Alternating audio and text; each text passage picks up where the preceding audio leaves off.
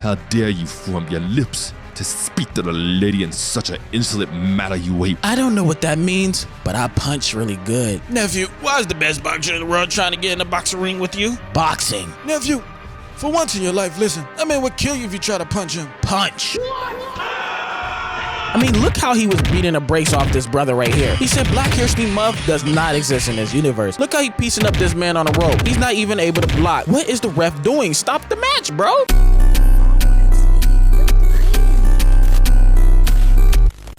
Remember how you would wake up in the morning time during school, and maybe even the night before you laid out a fresh fit to go stunt with, and then you head to school at 7 a.m. sharp in the morning, and then boom, one of the hot fries girls are boxing in the hallway. I'm pretty sure everyone enjoys a good fade every once in a while. Even me, a pacifist, caring and loving 6'8", 200 pounds of pure lean, and an amazing caring dark-skinned man who also likes a good scrap from time to time too. So I was just searching and looking for a new anime to watch, something with a good old classic brawl or street fight. Don't get me wrong, explosions and crazy abilities do hit crazy, but nothing, and I mean nothing, is better than a good hand-to-hand combat scene. But without further waste, welcome to the city where boxing is king, and just not any regular boxing. These dogs are out here using gears to box, one step away from bringing the movie real still. This entire boxing event is called Megalonia, and only the best of the 4 best will be able to participate in the final event. Someone with the skill of a Floyd Mayweather, someone with the notoriety of a legend, a person who was known throughout the entire world. And then it's our main character Joe, who's not anywhere near close to this. And I'm going to say this right now, why does he look like Mugen from Samurai Champloo? Now don't get me wrong, Joe would have entered the tournament, except he's not even a real citizen. Yep, Ice will be having a field day with this man right now. And to add to that, Joe isn't even his name. He actually doesn't have one. I mean, in the underground, they call him Junk Dog, but I'm not calling him that. And we will get into how he becomes Joe. But for now, let's get into the humble beginnings Joe had in the boxing ring. He was actually discovered by a man named Nabu. And of course, Nabu was promising him money to come and fight with him. This man was a top tier con artist, one of the scum of the scum. So he had convinced Joe over the time to start throwing matches in order to lose on purpose to make money. Because when he wins his matches in the underground ring, he doesn't make enough money. And he can't move up because of the citizen problem again. But what Nabu never told Joe was that he had owed money to a particular person that did not play about his money. And even though Nabu told Joe that he could win in a fight tonight, he ended up pulling a quick one on him and handed him over the earpiece to throw the fight again. Listen here, nephew.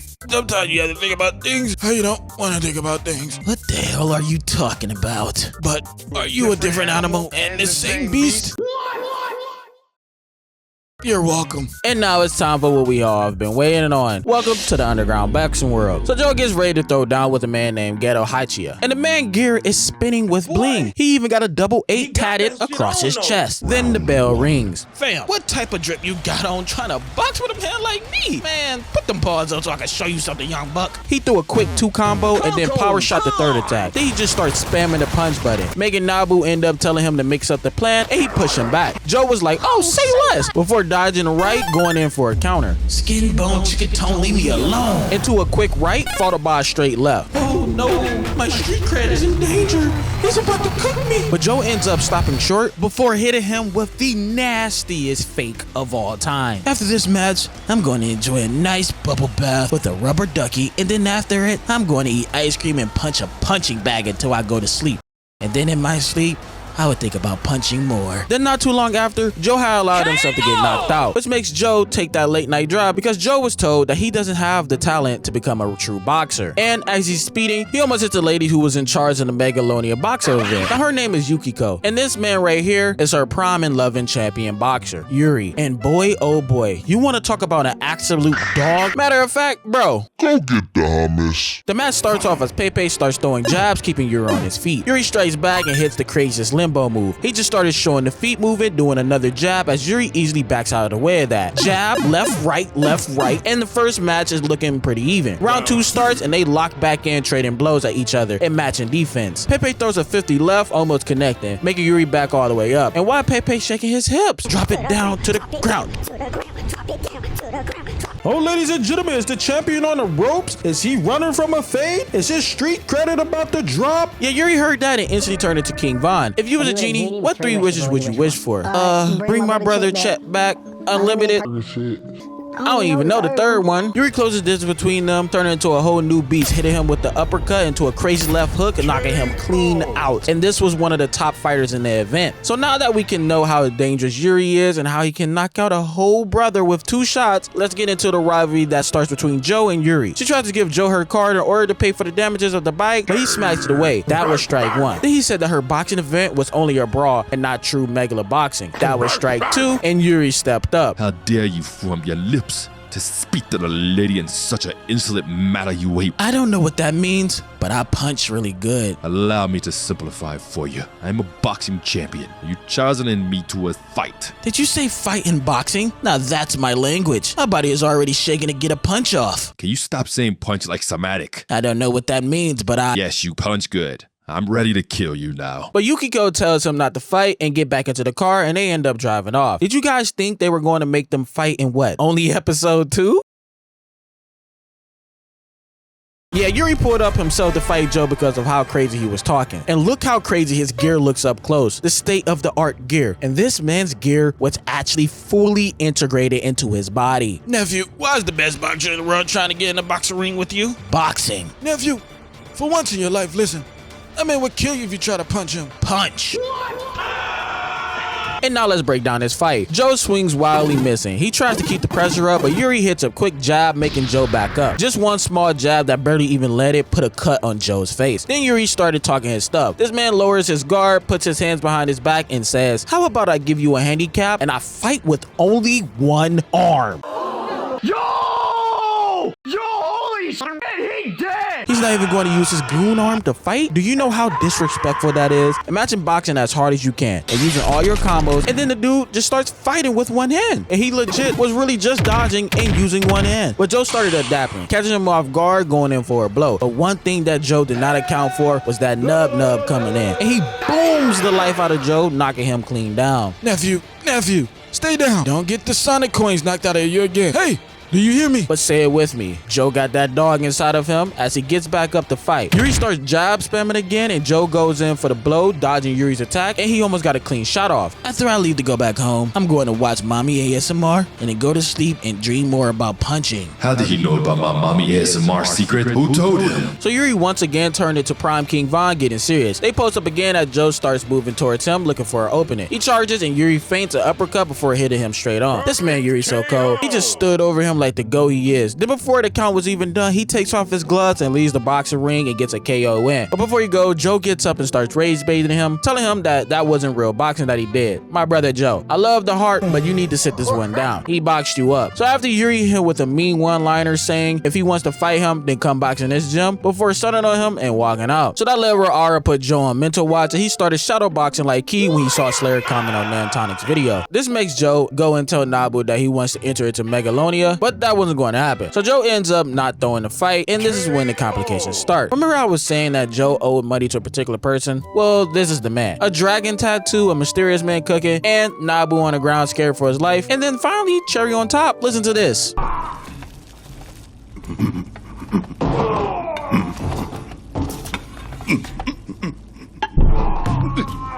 Yep, all the Reagans and decals of a mob boss. Fujimaki is the person who Joe owes a huge debt to, and he runs illegal rings and practices. So in order to not be swimming with fishes, Nabu tells him that he will enter Joe into Megalonia and win the entire event, which by the way was only 3 months away. Then this is the day a legend was born. They make him a fake citizenship ID to get in, and then Joe was made. And that's where the magical fun ends. They are starting out dead last in the tournament. This is literally dang near mission impossible because they have to pull this off within 3 months. And not only just within 3 months, but Joe also has to go undefeated in every single fight that he goes into and has to fight the top ranked people as fast as possible. But this team is not all the way complete. Meet Sachio, the next member of the group. But before he joined the group, he was out on the streets flipping money, robbing people and then selling it at a pawn shop. At the same time that was going on, Joe and Nabu were looking to purchase some gear for Joe because his was run down.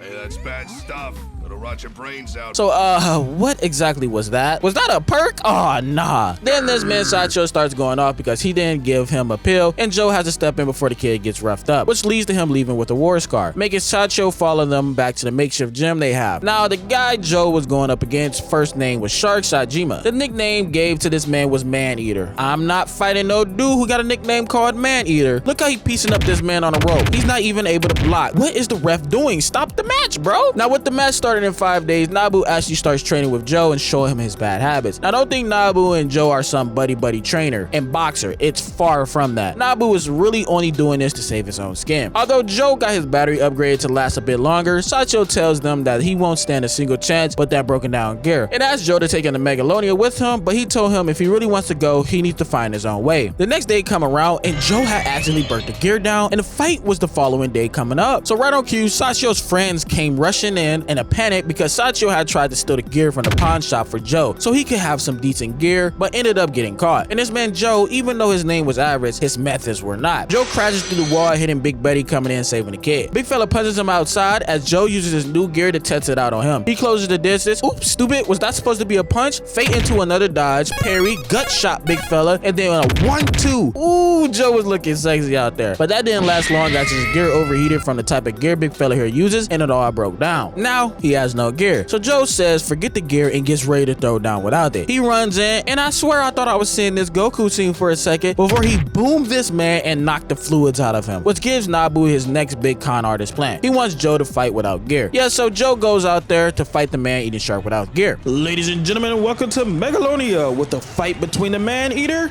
and Gearless Joe. Let's get ready to die. This is the day that Gearless Joe was born. You think you can get in the tank with the big shark punk boy? I trained in the trenches. I boxed my own demons. I'm the same beast and the same monster. I'm ready to die about this! And Joe just started rage baiting him. He was not even bothered. So the round starts and Shark comes in hot. Look how he's walking up. I swear it was cursed energy behind those steps. He does a 1, 2, 3, 4 hit combo before Joe pops up. Joe just kept working him, making him lose his cool, getting a clean hit. Shark starts fighting again, putting Joe on the defense, and he started retreating to the other side. But Shark booms him, sending him flying to the other side of the ring, knocking him down. Oh no, boys. I hope I don't already gotta throw in the Minecraft loot edit.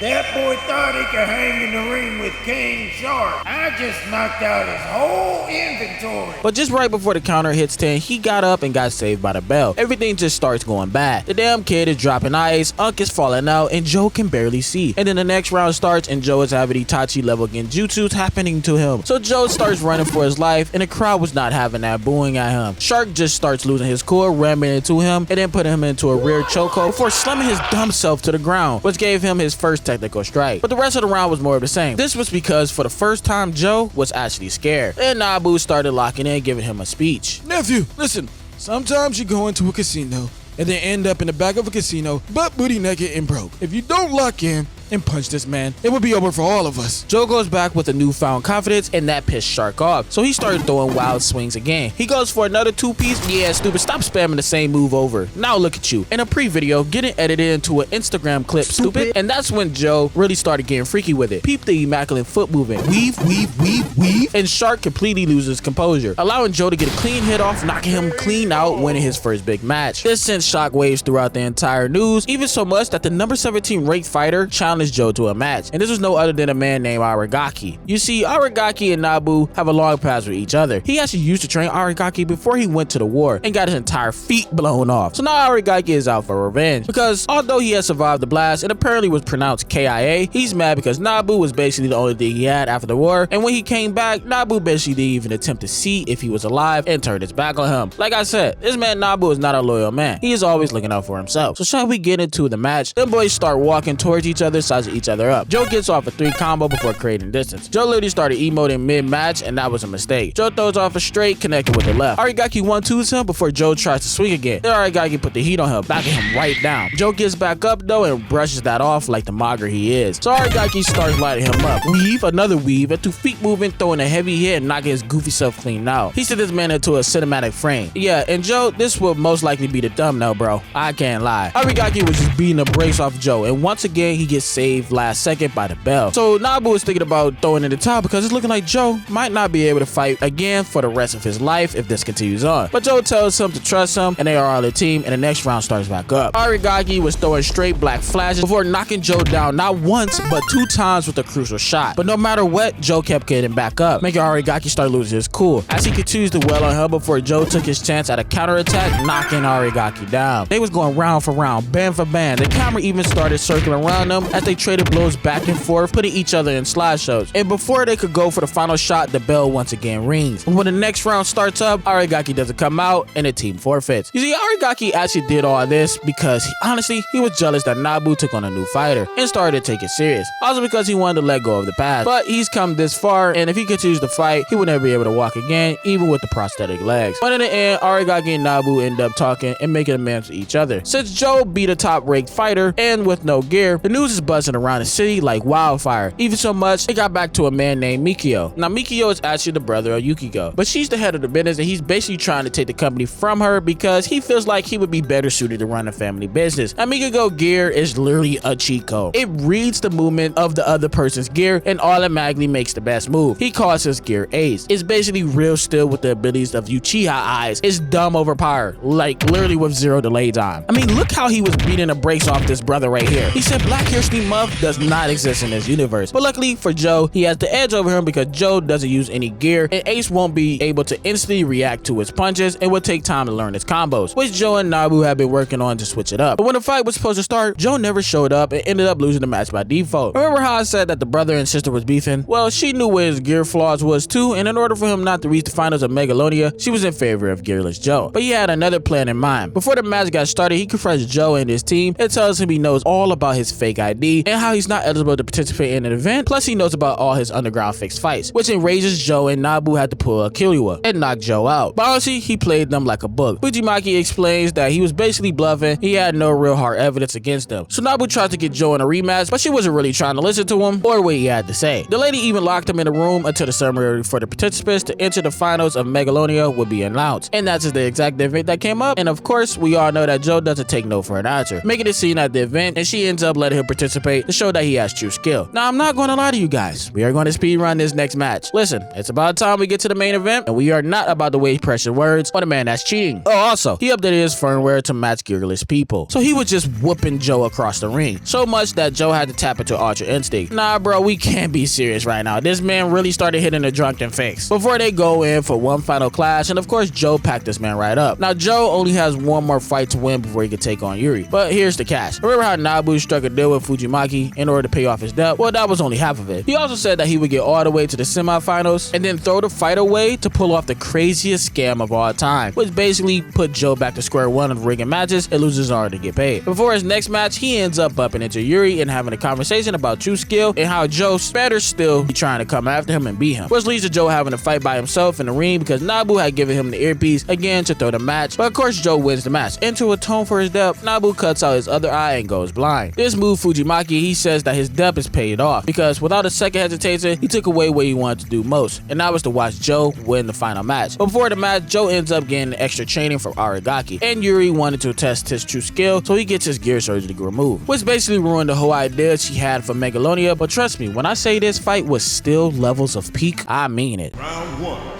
fight.